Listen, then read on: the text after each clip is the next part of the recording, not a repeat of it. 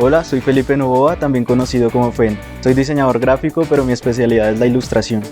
He tenido la oportunidad de trabajar con clientes como Toto, Keepermate, Pigma, que es de California, entre otros. Desde que era niño coleccionaba stickers y cuanto álbum de adhesivo salía. Al crecer me fue interesando por el graffiti, el stencil y el arte urbano. Y descubrí que en la calle también habían stickers que mejoraban el paisaje urbano de mi ciudad. Como la calle fue mi escenario, comencé a observar su lenguaje y lo popular vino a tomar parte de mis mensajes y mis ilustraciones. Al ampliar mi mundo visual, comencé a enriquecer mi estilo y me di cuenta que cada dibujo podía convertirse en productos cargados de personalidad, para vender y transmitir con ellos lo que pienso y lo que siento.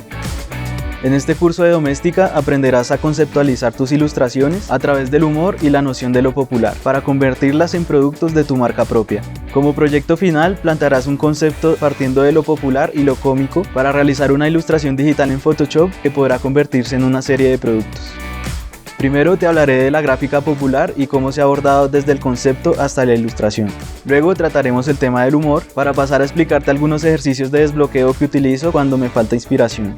Después revisaremos las reglas generales de la composición. Pasaremos a definir el concepto, el mood board y realizaremos el boceto final de la ilustración. Más adelante te hablaré de cómo crear una línea de contorno limpia con acabados parecidos al vector. Te hablaré sobre el color desde la teoría hasta la práctica. Te enseñaré sobre luces y sombras para darle volumen a tu dibujo. A continuación le daremos los toques finales con los acabados.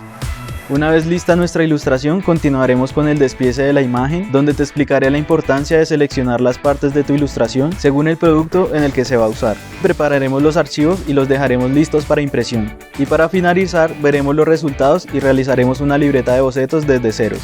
Al final del curso habrás adquirido muy buenas herramientas para convertir tus ilustraciones y tu estilo en productos que todos van a querer.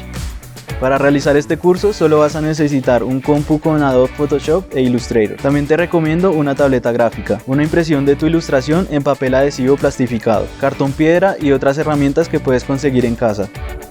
Si pensaste que la ilustración solo se queda en el papel, ven y conoce cómo convertirla en la marca que siempre soñaste.